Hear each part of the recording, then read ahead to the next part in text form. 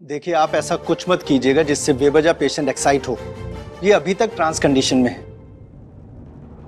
हम अपनी पूरी कोशिश कर रहे हैं इन्हें स्टेबल करने के लिए, इसलिए ऐसा कुछ भी मत कीजिएगा जिससे हमारी सारी मेहनत पर पानी फिर जाए, इनकी रिकवरी इम्पॉसिबल हो जाए या डिफिकल्ट हो जाए। Please.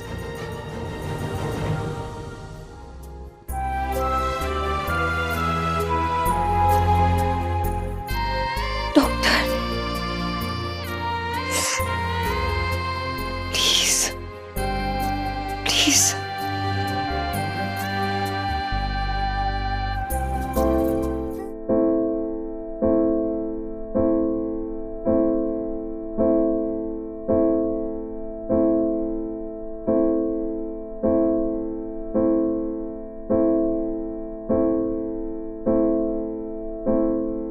Janak, I love you Janak.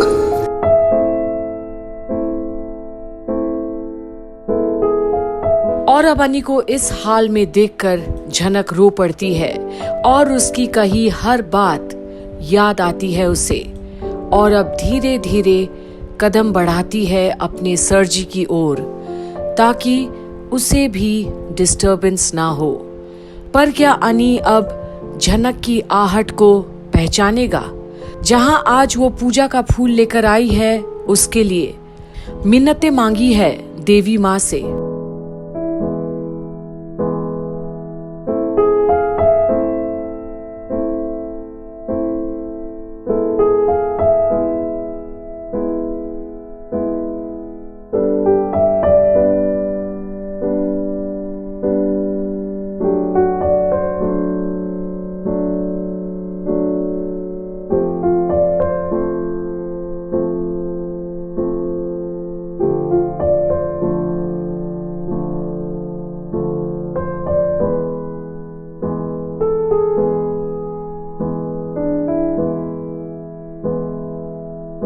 और अब एक बार फिर अनी की हर बात को फिर से याद करती है। उसे और भी रोना आता है, पर अब फूल को भी उसके माथे से उसी विश्वास के साथ झनक लगाती है जिसके साथ वो लेकर आई है। वाकई में अनी को पता था कि झनक तो आएगी वापस, तभी तो वो ऐसा बोला था।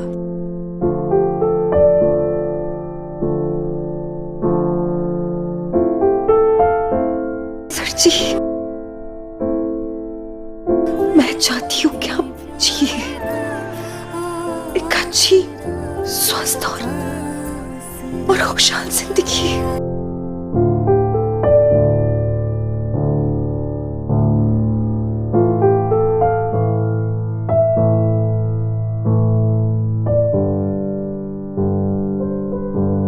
सर जी,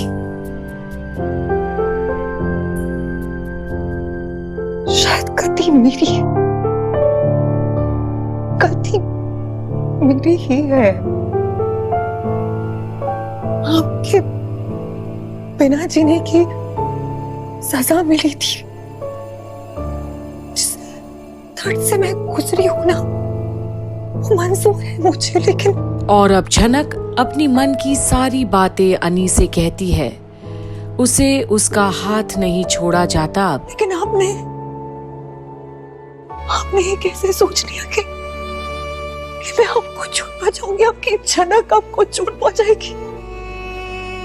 आपका दिल दुखाना चाहूंगी, आपको खुद से दूर कर नहीं, क्योंकि सच तो ये है कि आपसे कहीं ज्यादा चोट मेरे दिल को लगी है। मैंने खुद को चोट पहुंचाई है। अरे आपसे दूर रह के मैं कैसे खुश रह सकती हूँ? मेरे लिए आसान नहीं था। सर जी, हम ना, अब आप आंखें खोल लीजिए। अब हम ना बहुत देर हो गई है। देखिए, मुझे बहुत डर लग रहा है।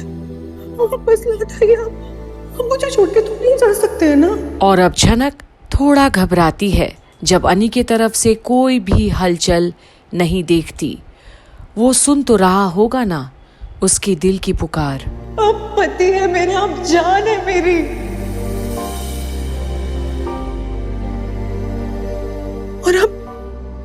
आप एक लौते दोस्त है मेरे, सब कुछ है मेरा।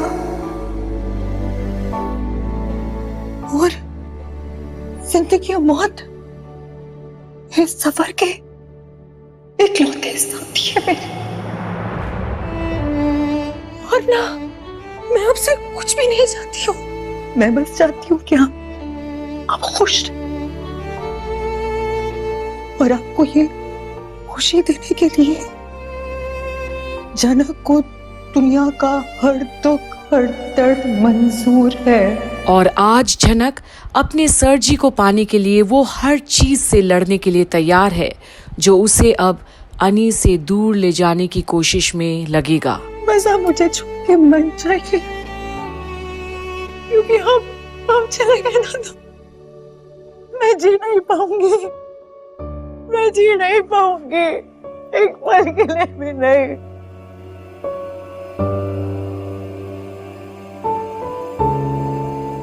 मैं इस दुनिया में आपके बिना अकेले नहीं रह सकती हूँ, एक पल के लिए भी नहीं। Please sir ji, please.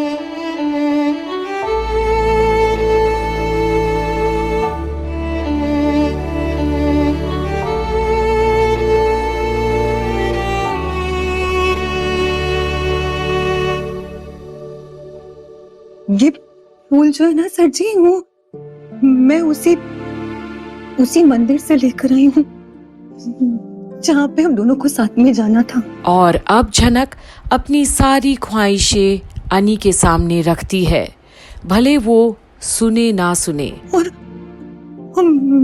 मैंने उसी मंदिर में जाके ना माँ से प्रार्थना की है, और वो देखिएगा आपको एकदम ठीक कर देंगी। और जैसे आप पूरी तरीके से रिकवर होंगे ना, तो हम उसी मंदिर जाएंगे साथ में, और प्रार्थना करेंगे, पूजा करेंगे साथ में।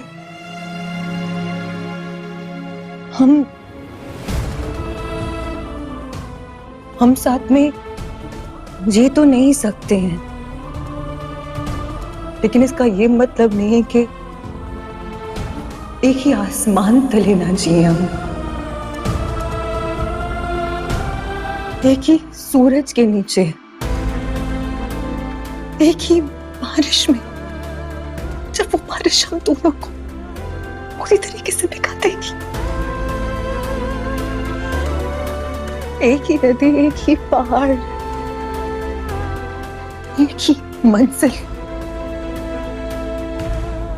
लेकिन रास्ते अलग अलग।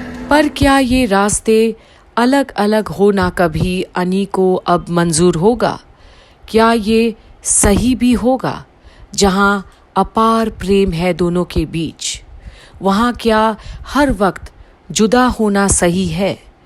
आप क्या कहते हैं कि क्या जनक को अब भी कुर्बानी देनी चाहिए अर्शी के खातिर? कमेंट करके बताइएगा यही कंप्लीट बॉलीवुड पर, जहां आप देख रहे हैं जनक की सारी अपडेट्स।